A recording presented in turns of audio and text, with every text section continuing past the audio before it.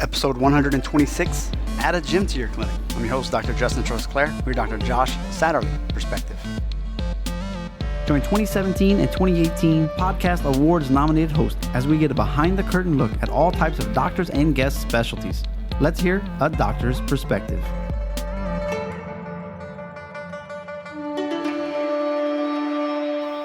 Well, we're riding off the coattail of the podiatry series. I hope everybody enjoyed it. That's the news I got. If you can think of another series that you'd like, eye doctors perhaps, let me know. I was a little struggling with where to put this episode because we just wrapped up a series. I have a little mini series, trying to get that worked out. Even for the podiatry one, I had to do some last minute substitutions. Some people's schedules got messed up. And then, like I said, we have some a couple episodes with some financial stuff, like understanding your student loans and different payback options, a bunch of retirement things, and trying to lock down like a real estate person and also a be your own banker. So we'll see how that plays out. So what I decided to do was put Dr. Josh first, and we'll just figure it out later. Well, today you are going to love it.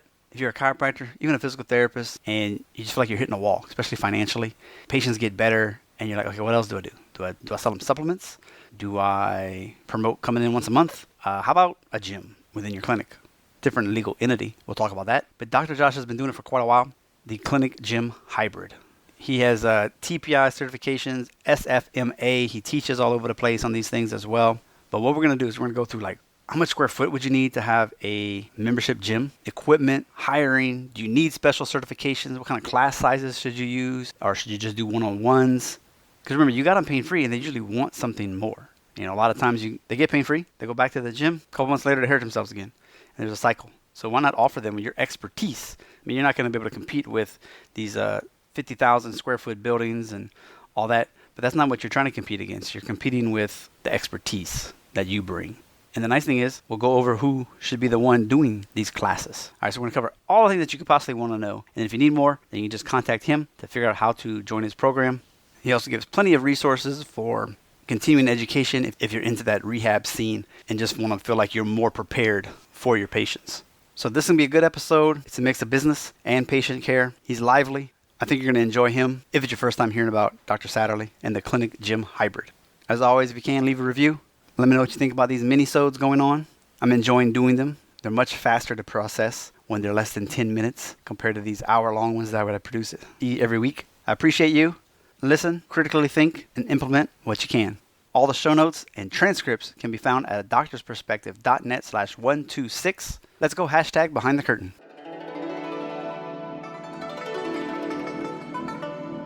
Live from China and Nevada. Today on the show, we had a guy who had a practice, really developed his systems for rehab and sports and a lot of golf, actually. And he's out of that, and he transitioned into this thing called a clinic gym hybrid. And now he is available to teach that to other doctors who are looking to expand out of just the daily grind and struggle that can be private practice, and figuring out a way to have longevity in your clients, retention, that magic word, but in a way that's not just adjust the spine every month and that's all you do. So please welcome to the show, Dr. Josh Satterlee. Hey, thank you. I appreciate being here, man. Absolutely. Well, it's fun. What world we live in. Here I am in Nevada. There you are in China. You're as clear as day. We can talk like we were, Facebook friends 1 city away. It's crazy. I love it. And as long as the internet holds out here, which it has this past couple of weeks, it's fantastic. That's awesome. It's so funny. Like a couple of weeks ago, I had Dr. Aaron LeVar, the PT, on the show. Mm-hmm. And when I was looking at his podcast yesterday just for fun, I was like, oh, look at this guy. The guy I'm about to interview tomorrow. So I definitely listened to his episode about you yesterday because it's like, nice. Oh, this is great. So it's kind of cool to have a little bit of your background already there. And it's another place that people can go if they want more information, without you actually having to be the host, because he has his own podcast as well. Yeah. Smart Give guy. us a little bit of a little bit of your background, and then, the TPI, the SFMA, what kind of clinic you had, and then how you ended up kind of getting out of that. And then we'll just start drilling you for more answers after that. How's that sound? Oh, yes. The old interview. Yeah. All right. So graduated high school down in Southern California. Went on a cheerleading scholarship up to Montana State University in Bozeman, Montana. Long story of why I chose that place, but one of the best moves I ever made. Love the people, love the area. Was studying biomechanics up there. I was actually studying engineering halfway through college, I was walking through an airport and heard the it wasn't doctor at that time, Josh Satterlee pick up the white courtesy phone. On the other end of the line was my mom, who was outside the hospital with my dad, who was like crazy story. Found out he had stage 4 brain cancer because he passed out in court. He was an attorney. And he was going in for surgery, and they were trying to grab me, and I happened to be traveling with a team right then. So in the Portland airport, I got the white. I didn't, you hear that stuff, like pick up the white courtesy phone. I didn't even know there was, like I always thought that.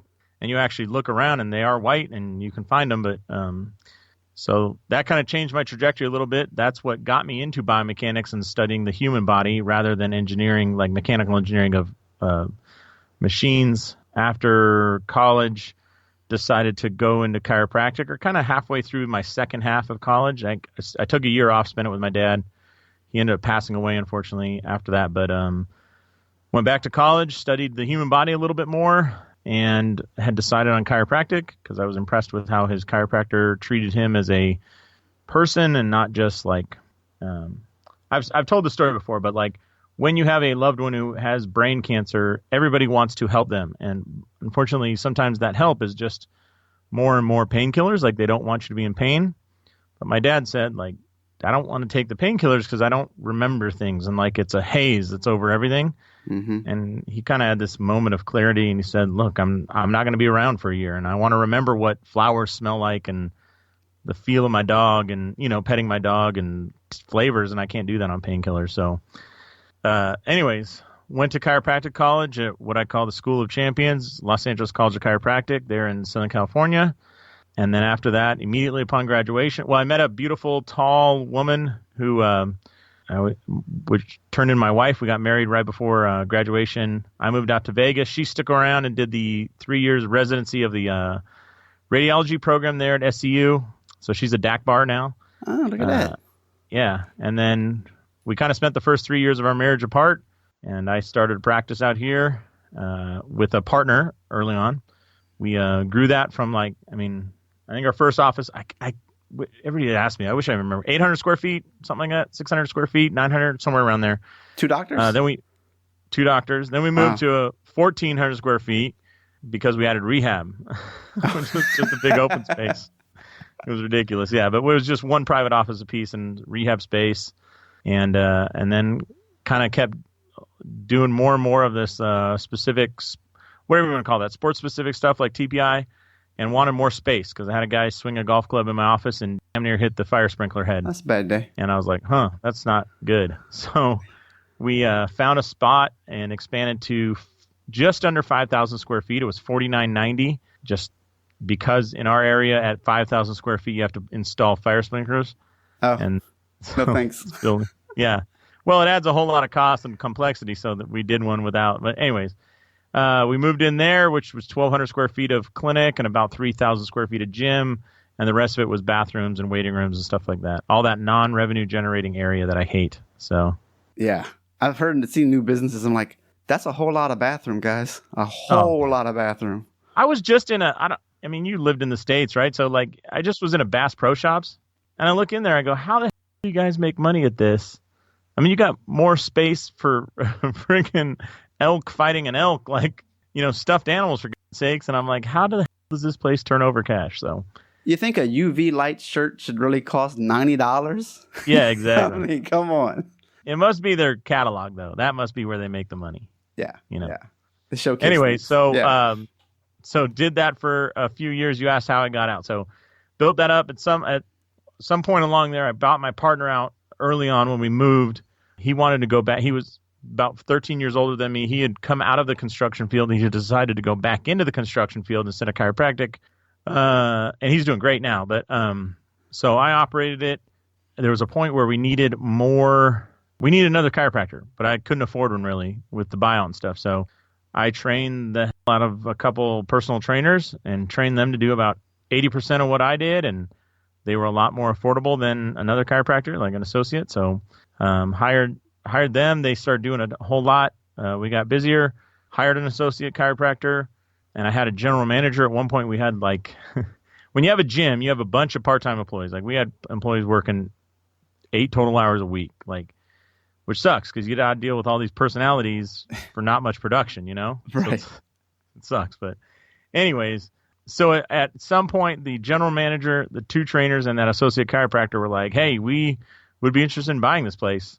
Would you sell it? And, many things in life have a strange way of lining up at moments, and things lined up at that moment. So they bought it, and I got out and was able to kind of parlay that into consulting, which, I can go into it in this interview. I'd love to, but I think the clinic gym hybrid is the best thing going in chiropractic because it leverages everything that you've built as a doctor in a way like you alluded to earlier, in an ethical way that truly makes people better. It's not like trying to sell them on a bunch of garbage supplements for the rest of their life, or one adjustment a week or a month for the rest of their life, like all this stuff that doesn't help and allows you to serve them and they get better and you have fun doing it. It's an awesome place to work. So, and I'll fill in a couple of gaps for people, kind of build the credentials, if you will. So TPI, for those who don't know, because it's not just a chiropractic podcast here. Oh, yeah. It's kind of for everybody. Is the golfing certificate? Yeah, so TPI stands for Titleist Performance Institute. And so Titleist as a company back in the late 90s was trying to look at how to get people to play more golf. And number 1 limiter was time. The number 2 limiter was money. And the number 3 limiter was back pain. And they said, well, we can't do anything about time or money, but I think we can solve back pain. So they put together a whole performance thing for trainers, like, exercise people, medical providers like chiros, PTs, medical doctors, nurses, and then the golf pros. And I did level 1, 2, and 3 in the medical track. Got me interested in the junior program, so I did level 1, 2, and 3 there.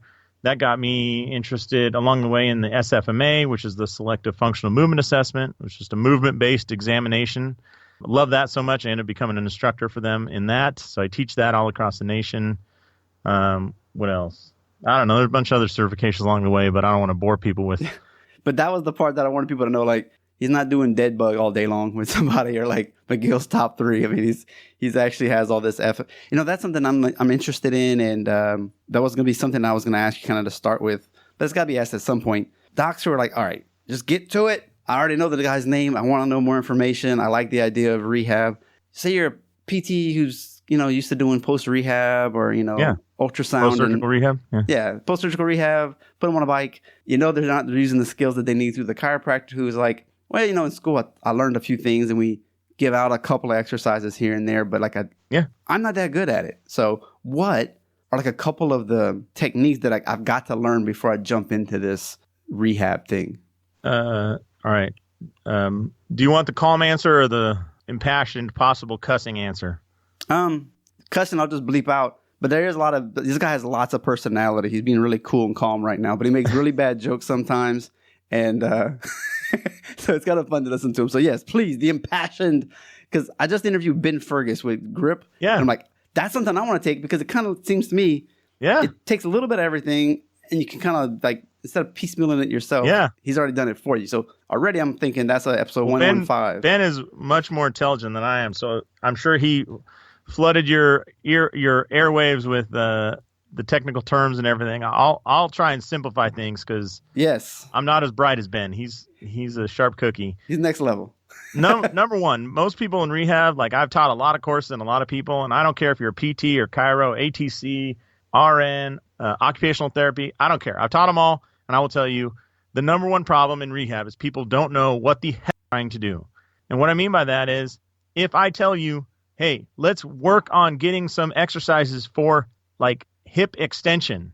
And people go, oh, yeah, I do this, this, and this. And they do like, I always use this example, but they do bird dogs or glute bridges. And you watch the person and you're like, they are extending through their lumbar spine. They are not hip extending. So what is our goal? And it's like hip extension. What is occurring there? Lumbar extension. What the heck are we trying to do? Like, well, I'm trying to get hip extension. All right, then let's fix this.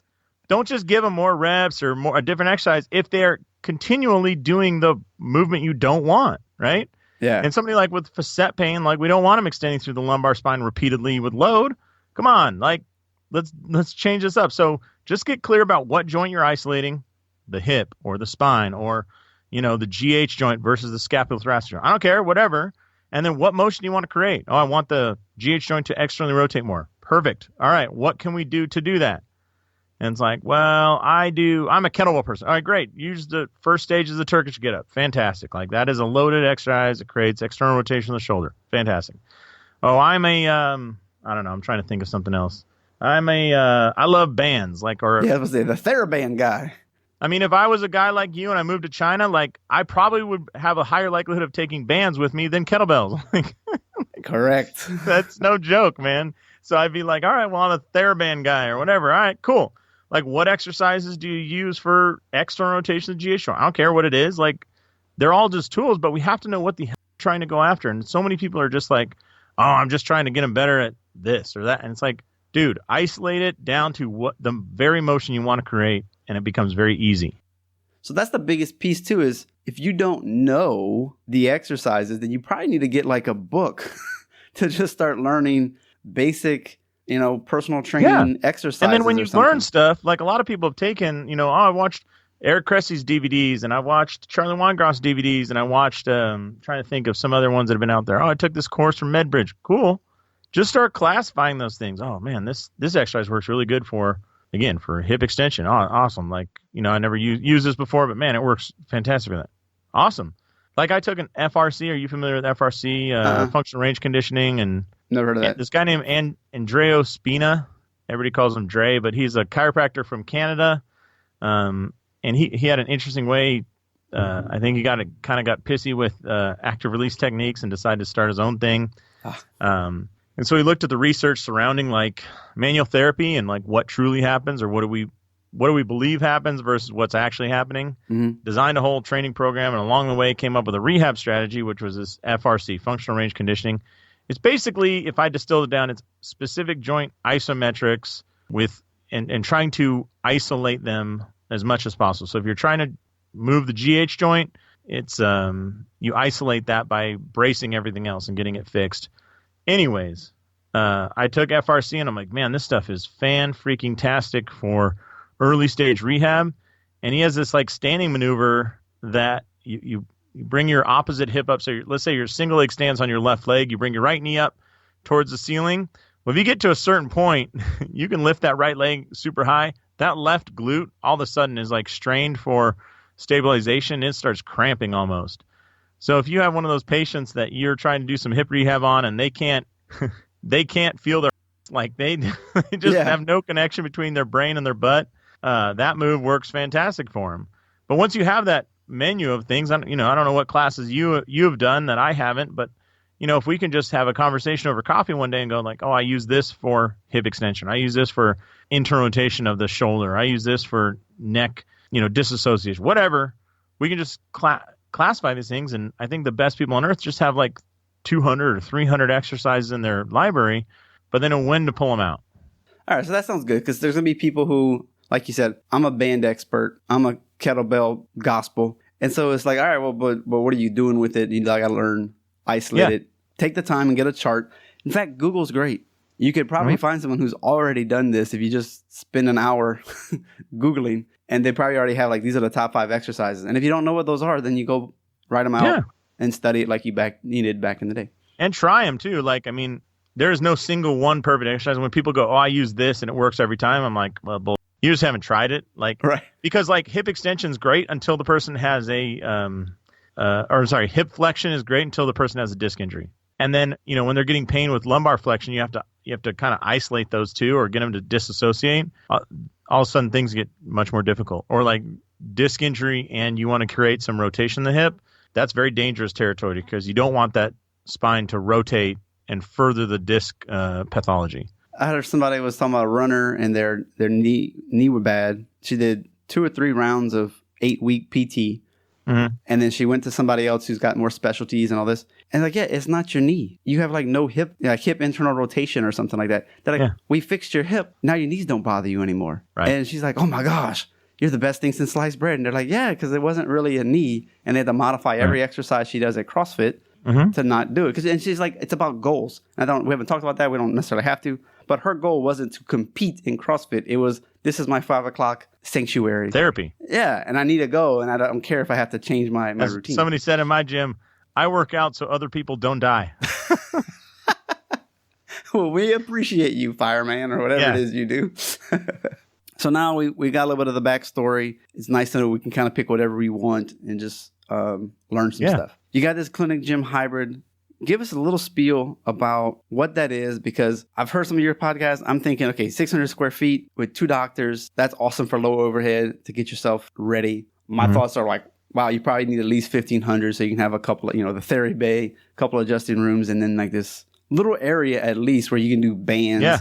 And like, I'm thinking in my head, okay, if you don't using kettlebells and you're just kind of a band guy, can you do this model with bands? Because it's like a monthly subscription, kind of like a gym membership. Yeah, it's like a membership. Yeah. So give us a little rundown on that, and then I'm sure I'll have more questions. Yeah, it's super interesting because I used to think it would take 400 square feet, like just from all the places I visited and whatnot. And then I got a client, and he did it in half that. Chip Bleem is a guy out in basically the greater Baltimore area, and he did a hybrid with a monthly membership out of 200 square feet. And it was crazy, but he did it. I mean, I gotta take with what? What's he doing? Like a machine in there, or like? No, it's funny. He had to like modify everything for the space he had. So he did kettlebell work standing mostly, because laying down takes too much space, and you only have 200 square feet. There's no way you can have 4 people lay down. You run into each other, and you can't use barbells because the barbells are 6 feet wide. It's too wide. Kettlebell is like perfect because it fits right between your legs, and if you're standing, you only need like 2 feet by 2 feet, right? So he became an expert at all things that took no space. I mean, this dude could give you a workout in the bathroom of an airplane, I think, and tire you out. Yeah, that's right. And so he had a lot of fun with that, and he actually got some memberships. But so going back, I mean, the idea of a clinic gym hybrid is this. Like, you have your clinic. Let's say you don't have a gym yet. You just have your clinic. All right, so people come in, they work with you, Justin, and they're like, man, I've never felt this good. I love it. Like, I got rid of my back pain. It's been around for 8 years. Awesome. And a lot of them are going to say, like, what do I do next? I don't have any pain. What do I do next? And a lot of people, like, when patients looking at or ask them that question, the doctor looks back at the patient and kind of gives that look of like, when a Labrador retriever wants you to throw the ball and they kind of like look and then like kind of turn their head a little bit. Yeah. It's like, I don't. Yeah, that's my wallet opening here too. Like, what do I need to do? Yeah, that's right. They're saying, I like you. I like the care you have given. I respect you. It's in marketing. They say know, like, and trust, people. And it's like, okay, well, what are you going to offer them? And you could get them on a lifetime care plan. Like, if you believe in that, right on.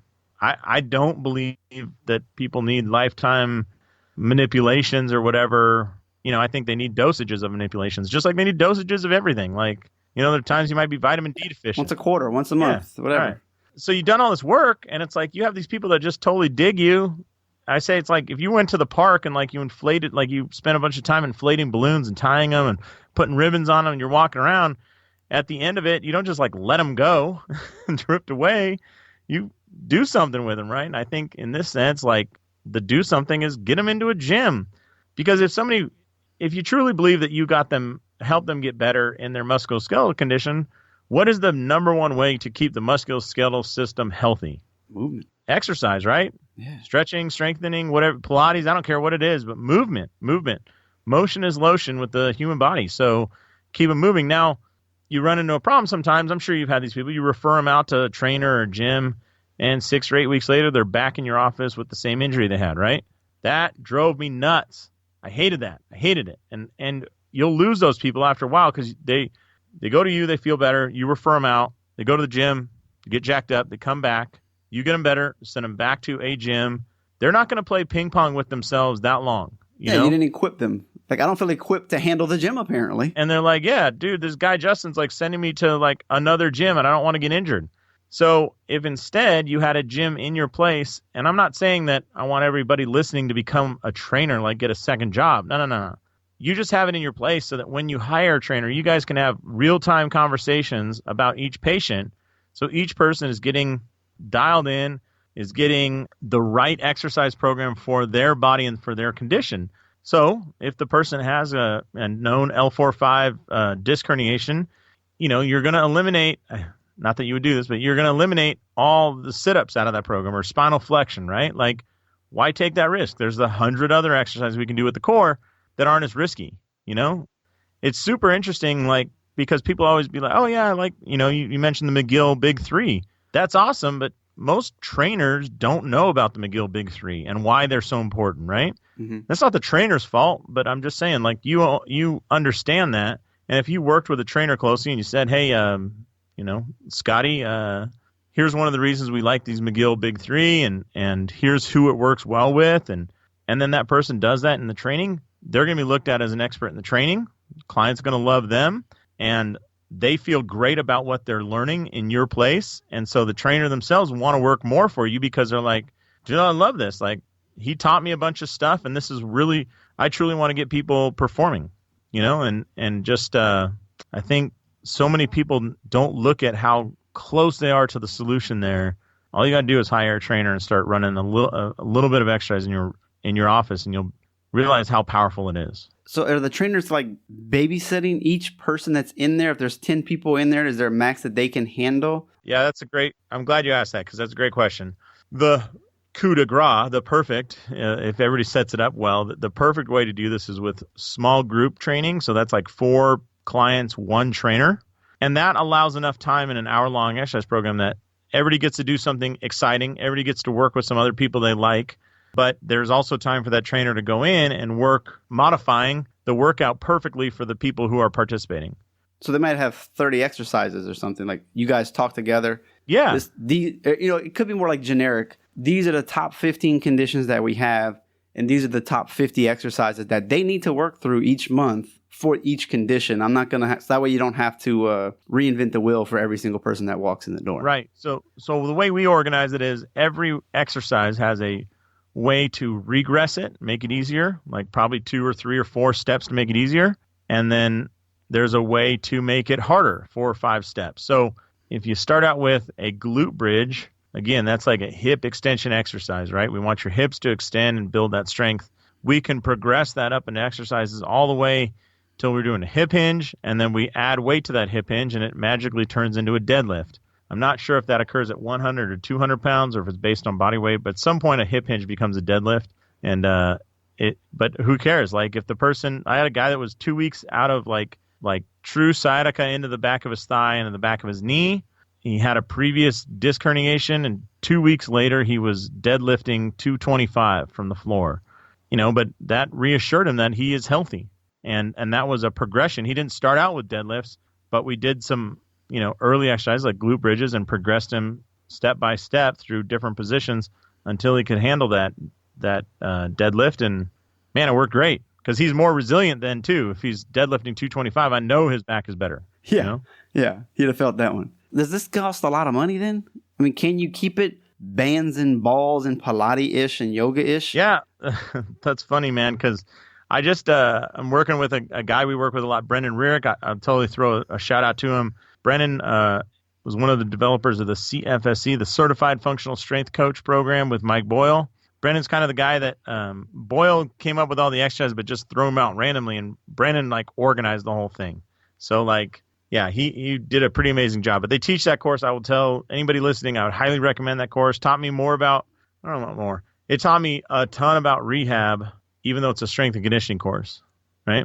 But he and I were talking, and I literally have this bag I got from Amazon that's got a jump rope, mini bands, floor sliders, and like a jump stretch band or a super band, like the kind of bands you'd use for pull-ups, pull-up assistance. Yeah.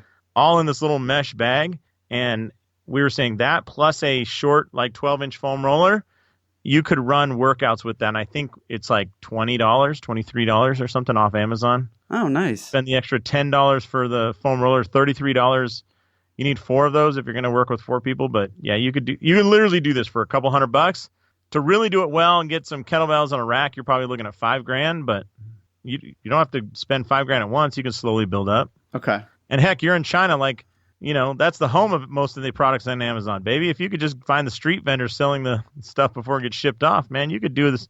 You could be into this for $60 and be working with 10 people, I think. Yeah, well, that's one of the reasons why I came back here. I was here for a year, left, came back, and part of it was I was going to start my own rehab program, like for an entire hospital. I was like, whoa, nice. That'll be a nice feather in the cap, not to mention like the experience. Well, none of that's happened because of everything that they do. So we don't even get paid or reimbursed for rehab at all, and they can't charge cash. Sucks. So needless to say, my rehab program is not what I was hoping it was going to be. That sucks. But over here, that's what it would be. It would be what you're talking about, because the people we work with, they can work farm. They could probably outwork you for 8 hours a day shoveling, in my community, but try to teach them a bird dog and they're like, whoa. I mean, they're all over it. I mean, it's like, all right, whoa, I got my workout cut of me just the easy stuff. So you got these people, the strength and conditioning, that's great. Everything he's talking about is going to be in the show notes for my own references as well. Patients at your place, they're on board. So let's say they're 55. After a couple of months, they're like, man, I don't know what the fees are. We'll talk about that later. Why don't I just do that at my house? Jump rope, some floor glides, and some bands, like $25. I can just do this at my house and save the time. Do you see that happen a lot? Is there a lot of attrition in your program? That's interesting because a lot of people are like, I don't know if I can do this. I don't know. There's a brand. The other question I get that's the same answer is, there's a brand new Lifetime Athletic in my area. There's a brand new 24-hour fitness just opened up. LA Fitness just opened a place. $35 a month. Yeah, they're huge, and they got all this equipment. They got all these classes. Yeah. And we will never, like us little chiropractors, will never win the I got more space than you game. We'll never win the I got more equipment than you game. We will never win the I offer more group classes than you game. Like my home gym now is a Lifetime Athletic, 250,000 square feet, 1,000 square feet. They offer over 250 classes a week. My goodness. No one's going to compete with them. But you know what? Every time I go in there, every time I watch the personal trainers and I think, what in the hell are you trying to do? You have no idea what you're doing. I saw this woman. She told the guy 3 times. I overheard her say, I want to lose weight. I got to lose this weight for my daughter's wedding. I want to lose weight. Right? Yeah. He has her one-legged bicep curls on a Bosu ball. Now, this woman is curling maybe 3 pounds in each hand. I'm like, what? Show me on a graph where that, like, if there's a graph of effective exercises for weight loss, this exercise, standing single leg on a Bosu, curling like mini weights, it's not even on the graph. It's so bad. It's so crappy of a design. It's like, what the hell are you going for? So when people ask me about attrition or the space or the equipment, you got to remember this thing is built around expertise. You are a medical expert. When you share that with your trainers, they will become experts. You get a guy like Ben Fergus, his trainer, Denny, is a freaking expert. They are selling expertise. There are very few places in most communities where you can purchase exercise expertise. That 250,000 square foot Lifetime does not sell expertise. They have a bunch of trainers, none of whom I've ever seen, and I go, that exercise is perfectly designed for that client. They take the same garbage, they throw it at every body type, every intent, every outcome measure, every goal, and they go, oh yeah, thank you very much, and it'll be $100. Like, that is crap. And when people come into your place and they start seeing, like, this is different, like, I got injured at the last gym I went to, or I don't understand things and these guys explain it, or I really like having the doc watch me once in a while to make sure that my back pain's not going to come back. The people freaking love it. Now, you're not going to get everybody in your community.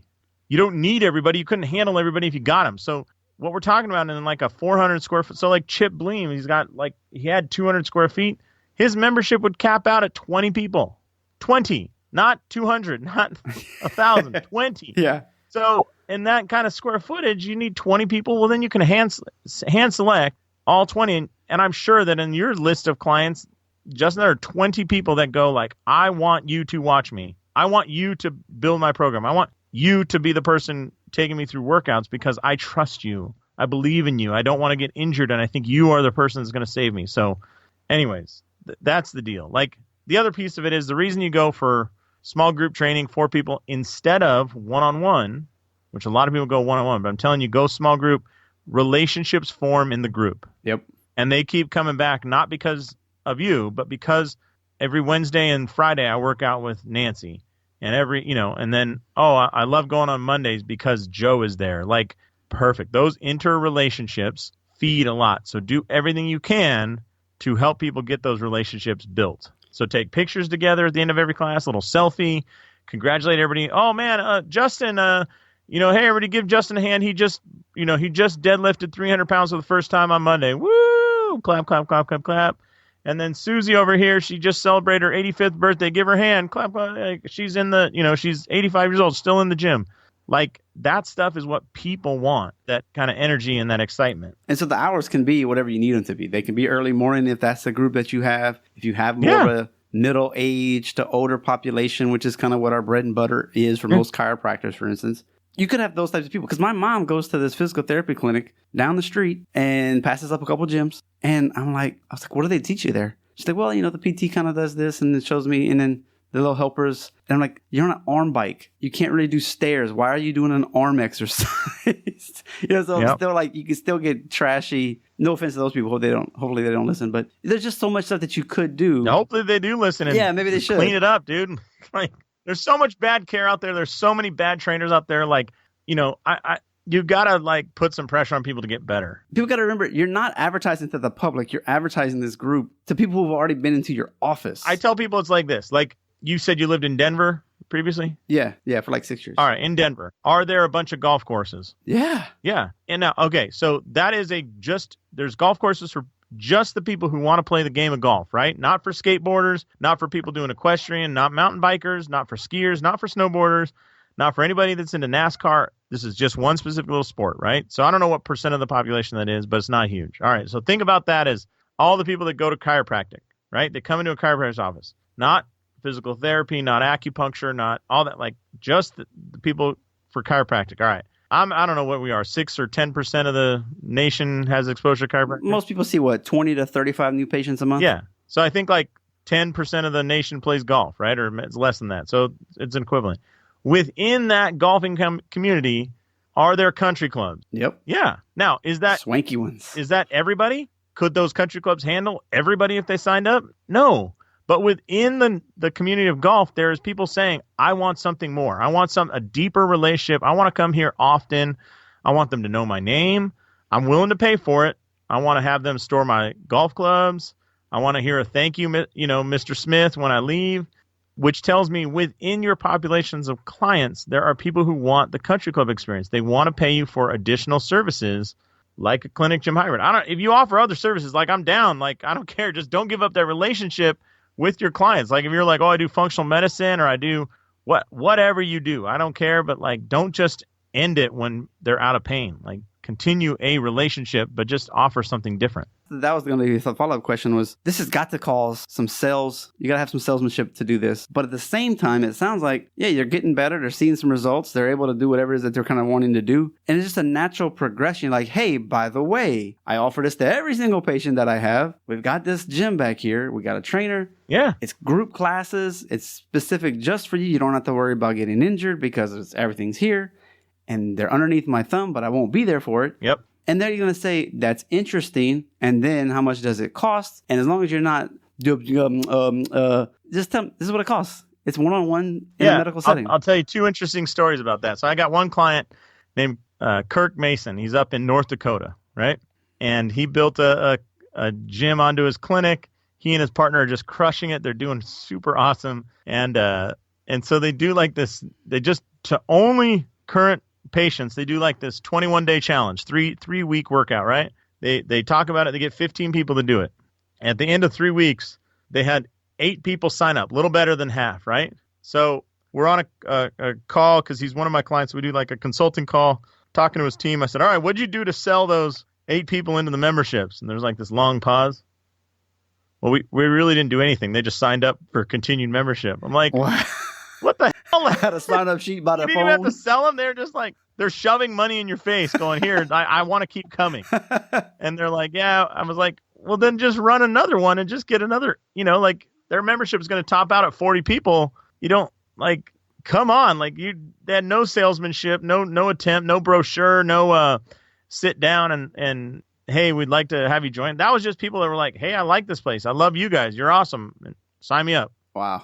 I mean, it was like, I told him this is like when Buzz Lightyear's talking to Woody in the first Toy Story, and he's like, I can fly. And Woody's like, no, you can't.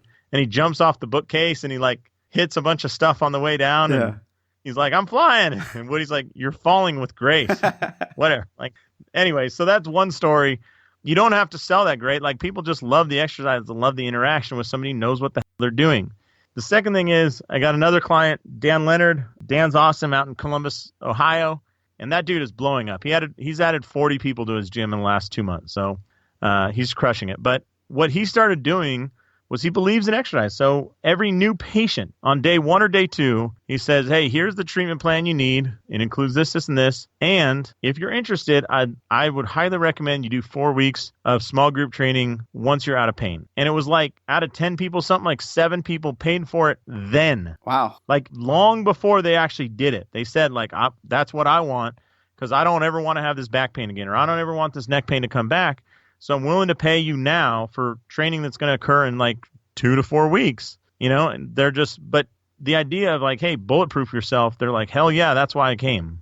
So you're saying there's different ways to run it where it could be a challenge. It could be a 4-week. So it's not like an infinite, not always like, it's not like an infinite where you're going to sign up for a year. Like if you like it, keep going, but there is going to be a cycling of patients. Absolutely. Yeah. Everybody responds to something different. I mean, like, what Dan has found is like people really, really, really, really respond to the weight loss idea. Mm-hmm. So he gets people to sign up for like a 6-week challenge for weight loss, more so than feel good, more so than perform, more so than no back pain. He's tried everything. He's tried marketing everything, but the weight loss seems to crush everything. But so what? So they come in for weight loss. Like, does that mean that you're, they still get exposure to you and everything you believe in, and they get a really well-designed exercise program, and they, have people that care about them and greet them by name. Like, what would you want for your parents if they were going to a gym? So the nice thing is, you're talking about getting a trainer and all this kind of stuff. But in reality, you may not be, I can't afford that right now. We're just getting started. I had to pay for the membership fee, and now I got to implement this and buy some equipment. Money's getting tight. Okay, so as the doctor, if you only have 8 people, that's 2 classes. So that realistically, you can either have an hour during the middle of your day, stay late one day, or come early one day. Mm-hmm. Unless they're doing it 3 times a week. I don't know what that would be. But if you're just doing a once a week class, it's not eating up a lot of your time, is what I'm thinking. Mm-hmm. But if it is a 3 or 4 day a week class, then you would probably want to hire somebody otherwise. Yeah, it's a great question, because my goal with my clients is not, like you said, like chiropractic is a one-on-one kind of gig. Like it's hard to break out of that. The gym allows you to have like 1 to 4 at a time or more than that. Leverage yourself, right? And so I'm not interested in like having people sign up and then finding out that my clients are working a second job as a trainer 2 hours before clinic, then they work clinic all day, then 2 hours afterwards. Like, that's no good. Come on, that's not what it's all about. I would say as soon as you can, hire a trainer. And here's why. Like, you're going to start out with 2 or 3 classes a week. So let's say you're paying that person $15 an hour, and you can get people to work for you for $15 an hour. Like $45 for the week will allow 12 people to get another exposure to what you believe in as care. That's true. You're not talking full-time, $30,000 salary. No, man, you don't need a trainer full-time. You don't have full-time clients yet, Yeah, okay. No, it starts small, but shoot, do it. And one tip, when you do start your classes, the other reason you want to hire trainers, you want those classes going on when your clinic is busiest. So as you're working with a bunch of people, you want them to see that there's a class, right? And they're like, what's that going on over there? You're like, oh, well, we offer these exercise classes for people who've like gotten out of pain and really have worked their butt off. And people are going to, I want to do it. Oh, well, Ms. Johnson, we got to wait till your pain's below a 3 out of 10 or whatever, like you'll have people that are like, I want to do it. Like, sign me up. And you want it to like be a thing you can market.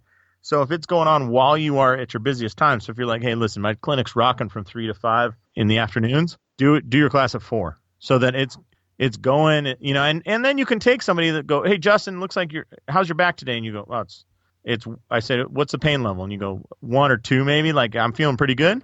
Well, why don't you hop into the class for like the first half hour? It's just foam rolling, stretching, and some core work, but I think it'd be good for you. And I walk you up to our trainer. Hey, this is our trainer, Matt. Matt, this is Justin. He came in 2 weeks ago with back pain. Oh, yeah, nice to meet you. I've seen you around here a little bit. And then I go, Matt, listen, I want Justin to kind of go through some exercises, do some stretching, some foam rolling, but cut him off at the end of the warm-up. Like, I do not want him here. Now, if Matt is good and he cuts you off at the beginning of the workout, what is it that you want to happen the next time you come in this office? I want that workout. Yeah, you want to do the whole thing, right? And you're like, I'll sign up right now. Like, oh, well, that costs money. It's like, I don't care. Like you're challenged, right? Yeah. But, okay, so that's great from a business perspective for the money, but also as a patient. Like, I mean, have you studied any, like, pain science or, like, about empowerment and like... Getting past the mental part. Yeah. Okay, what did I just set up? A perfect situation where the only person who has to get over that mental thing is you, right? And you're motivated to do it. So what do you think the compliance is at that moment for that person? Hey, you got to do these bird dogs, or hey, you got to do this McGill Big Three. They're probably going to be the most compliant they've ever been in their whole life because they're like, it was so embarrassing to leave that class halfway through. I ain't never letting that happen again. Yeah. You know? And it's like, all right, well, who loses in that situation? Everybody wins. Like, and it's way better care than what you're delivering now if you are not challenging people to stretch themselves and stretch their physical abilities to get to the next level layer of activity, which will occur when they are challenged. Like, here's a little bit. Oh, you like the taste of that? Yeah, you can't have it. But I want it. Like, what way? What thing? Yeah, exactly. Well, that takes time and compliance and money. And like, Yeah. I got all three of those. Give it to me. I want it. Yeah. Because insurance will pay for group classes, but it sounds like this is like a cash thing. And assuming it's cash, if you have a normal patient, your normal standard of time, you can be there for like a week. They're getting out of pain. You want to show them a couple of exercises. Are you still showing them a couple exercises while they're trying to get out of pain? So like, if you don't take my gym, you get nothing in the rehab part of my expertise.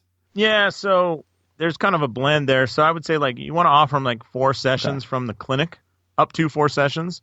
But I think you want to transition them to the gym for other reasons. Like you don't have to do notes on them if they're in the gym. You don't have to maintain a medical diagnosis on them. If they get injured, people get injured in gyms.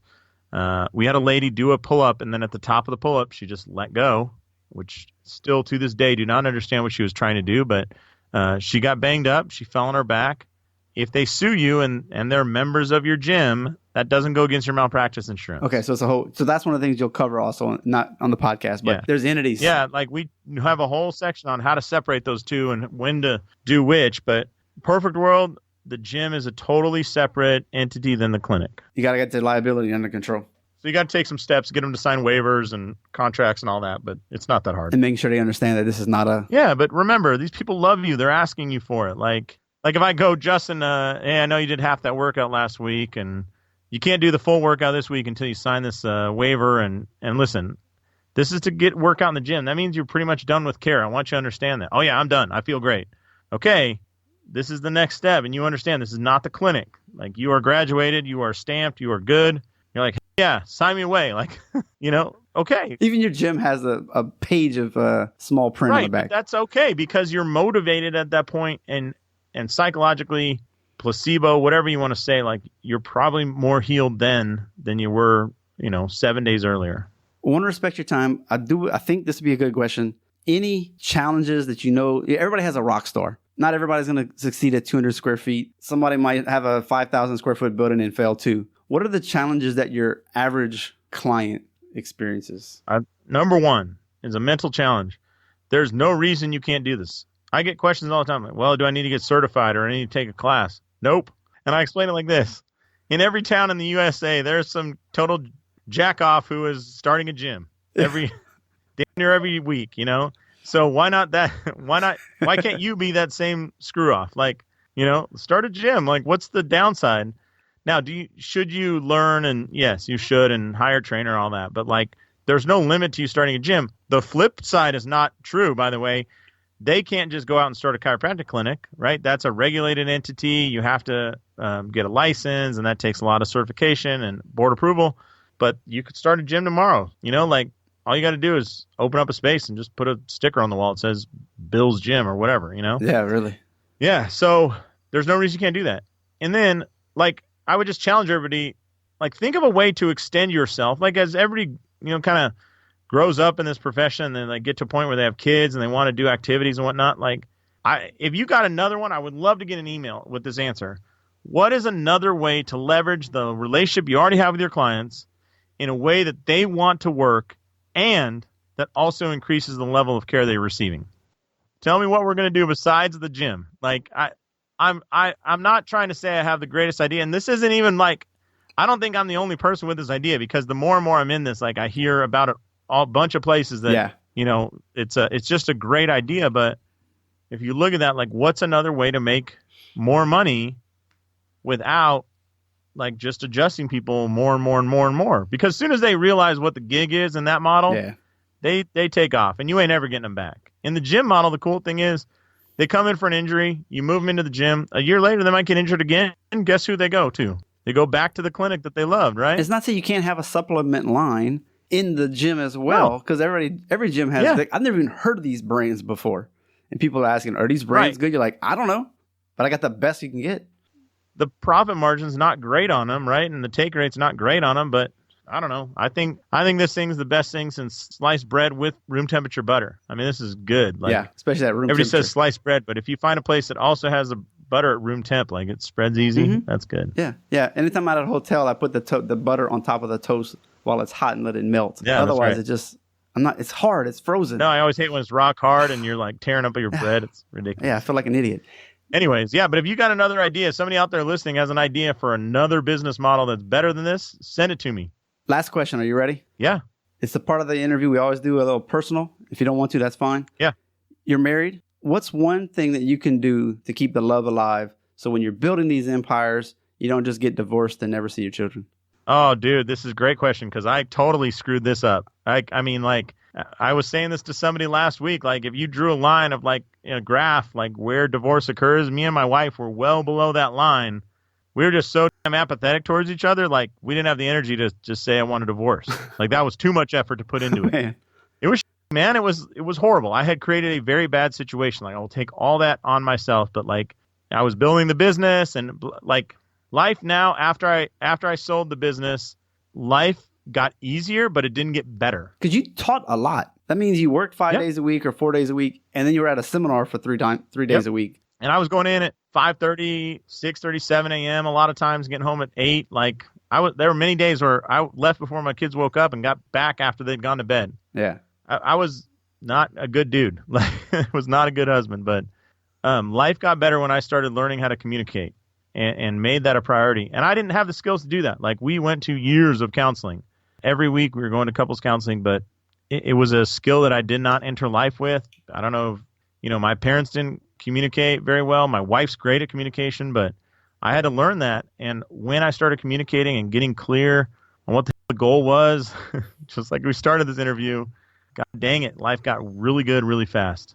So I would tell you, like, if you don't have the skills of communication, like, I'm reading a book right now, I would highly recommend to everybody called Dare to Lead by Brene Brown. Oh, yeah. And she just says, like, yeah, it's unbelievable, but just, like, have the courage. It takes courage. It takes guts to have tough conversations. It's not easy. Like, if you're like, oh, well, I'll talk to him. No. Like, if I'm like, listen, I need to talk to Justin. We had this partnership and, we don't have enough money to pay payroll next month. Like, don't wait for that situation just to miraculously cure itself. You're like, Justin. And she says, you approach a person, let's rumble on this. Like, meaning it's going to have rough edges. Mm-hmm. That's okay. But let's rumble on this payroll situation because we got to figure something out. And it's like, but just communicate now about everything. And I think your life will be a whole lot better. Very good answer. Very honest answer. And I think Brene Brown is having a Netflix special or a series. Oh, really? Yeah. I thought I saw something on that, relationships and all this other stuff. So, like, she's a really good person. That's interesting. She's awesome. Well, how can people find out more information about you, the gym hybrid system, and everything else? Yeah, they can go to clinicgymhybrid.com, clinicgymhybrid.com. It's our website. They can set up there's a little button that says, like, schedule time. If you want to just run some questions by me, I get people every week just setting up time to kind of get their questions answered. We have a program called the Accelerator Program. If you want to actually start this business model, we'll guide you through those steps.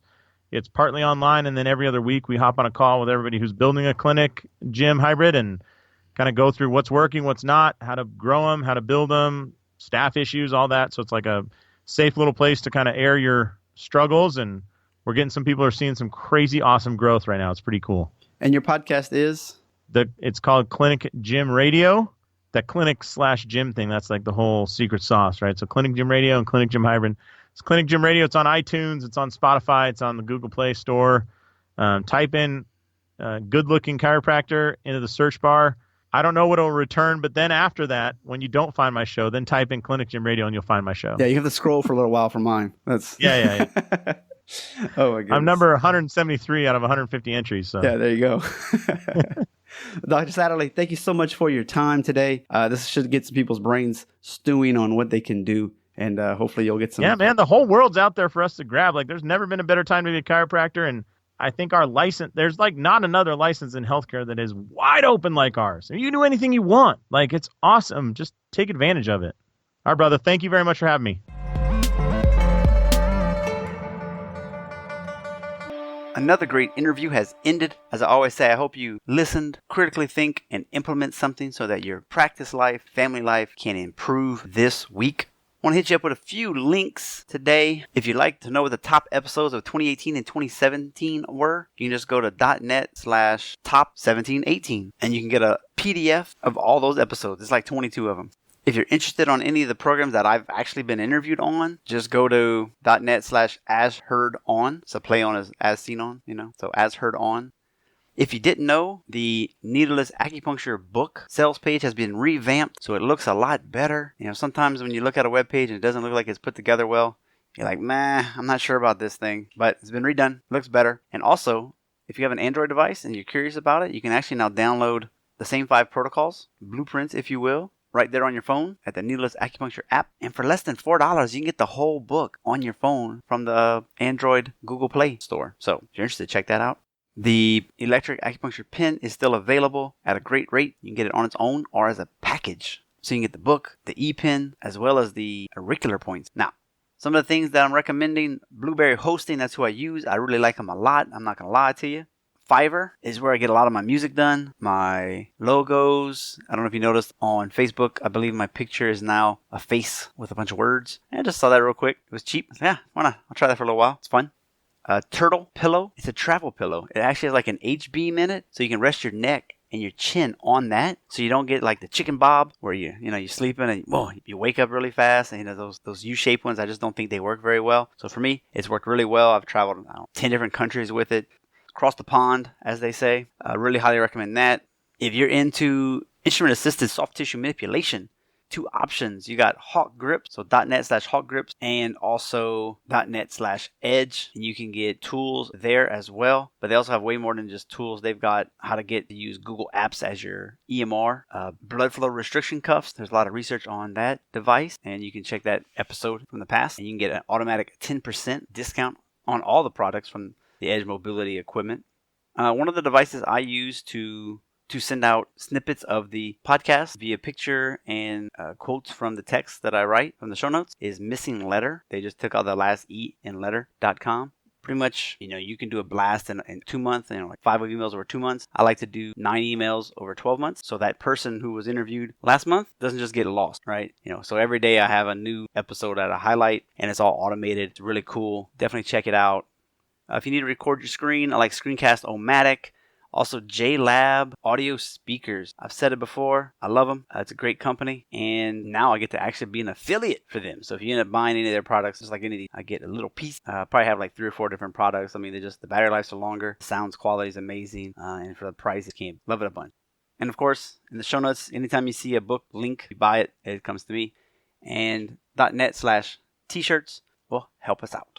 And lastly, again, something I don't talk about too much, but if you need coaching, whether it's via the Today's Choices, Tomorrow's Health, you need some help with taking those small steps and accountability so that you can actually lose the weight or start exercising more or get your budget in order, just let me know. I can help with that. Also, if you just need some minor marketing coaching or things like that, I can help you out with that as well. Just go to .net/support.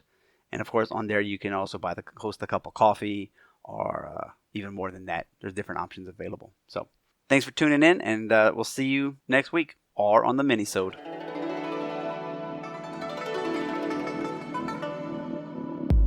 We just went #behind the curtain. I hope you will listen and integrate what some of these guests have said. By all means, please share across your social media, write a review, and if you go to the show notes page, you can find all the references for today's guest. You've been listening to Dr. Justin Trosclair, giving you a doctor's perspective.